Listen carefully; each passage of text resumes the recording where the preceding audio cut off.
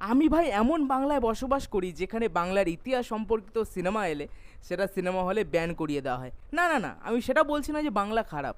বাংলা সবসময় সুন্দর ছিল, বাংলা সবসময় সেরা ছিল এবং থাকবে।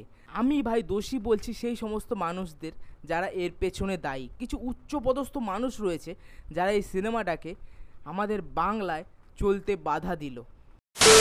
হে hello guys, welcome to new video. তো বিবেক রঞ্জন অগ্নিহোত্রীর একটা নতুন সিনেমা এসছে, যেই সিনেমাটার নাম হলো দ্য বেঙ্গল ফাইলস, যেখানে অভিনয় করেছে মিঠুন চক্রবর্তী, পল্লবী ঘোষ, দর্শন কুমার, তারপর সৌরভ দাস, ঠিক আছে। এবং এই সিনেমার ঘটনাটা মূলত ডাইরেক্ট অ্যাকশন ডে এবং গ্রেট ক্যালকাটা কিলিংস, মানে যে জিনিসটা ঘটেছিল হিন্দু মুসলিম দাঙ্গা 1946 সালের 16ই আগস্ট, এবং তারপরে কী কী হয়েছিল, তার আগে কী হয়েছিল, এই ঘটনাটা কেন ঘটেছিল এবং তার পরবর্তীকালে কী হয়েছিল, এই ঘটনাটাকে কভার করে। এবং কিছু এই সময় যে ঘটনা ঘটছে সেই জিনিসটাকেও এই সিনেমায় দেখানো হয়েছে।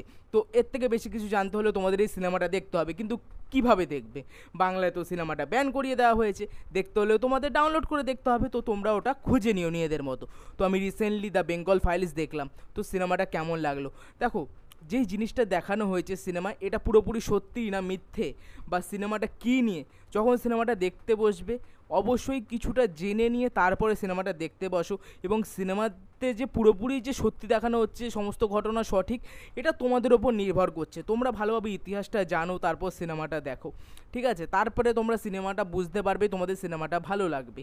এই সিনেমাটা রানিং লেন্থ প্রায় 3 ঘন্টা 20 মিনিট, কিন্তু 3 ঘন্টা 20 মিনিট তোমাদের বসিয়ে রাখা যে সিনেমাটা আমি এক নজরে দেখছি, সেটা কোনো সময় তোমাদের বোর ফিল করাবে না। অনেক কিছু ইনসিডেন্ট দেখাচ্ছে যেটা কেন হয়েছিল বা না হয়েছিল, বা যে নির্মমতা, যে হত্যা যেটা হয়েছিল, যেটা দেখিয়েছে, খুন খারাপি, যে দাঙ্গা যেটা দেখিয়েছে, সেটা ভালো করে বিবেক রঞ্জন অগ্নিহোত্রী ফুটিয়ে তুলতে পেরেছে।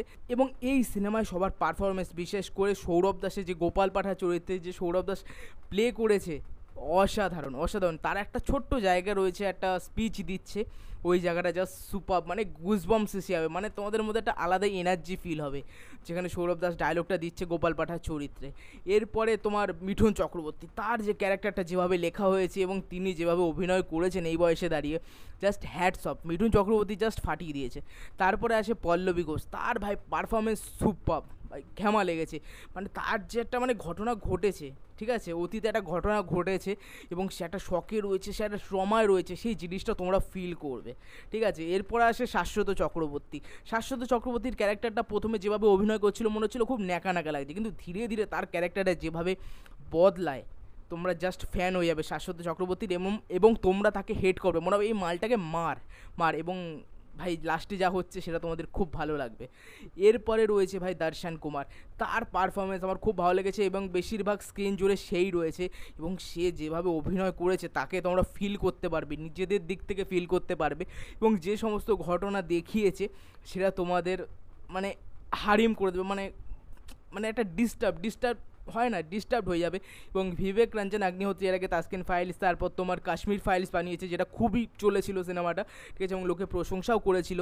সেটা আমাদের আবার বেঙ্গলে রিলিজ হয়েছিল, কিন্তু এই সিনেমাটা করতে দেওয়া হয়নি কিছু উচ্চপদস্থ মানুষদের জন্য। তো যারা দেখতে চাইছো বেঙ্গল ফাইলস অবশ্যই দেখো। আমার মতে সিনেমাটা একটু বেশি বড় হয়ে গেছে, 3 ঘন্টা 20 মিনিট।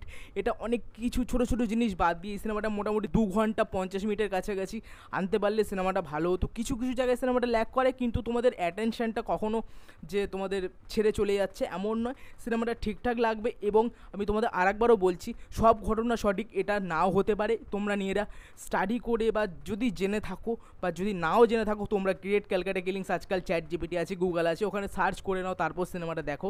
তোমাদের সিনেমাটা দেখার এক্সপিরিয়েন্স ভালো লাগবে।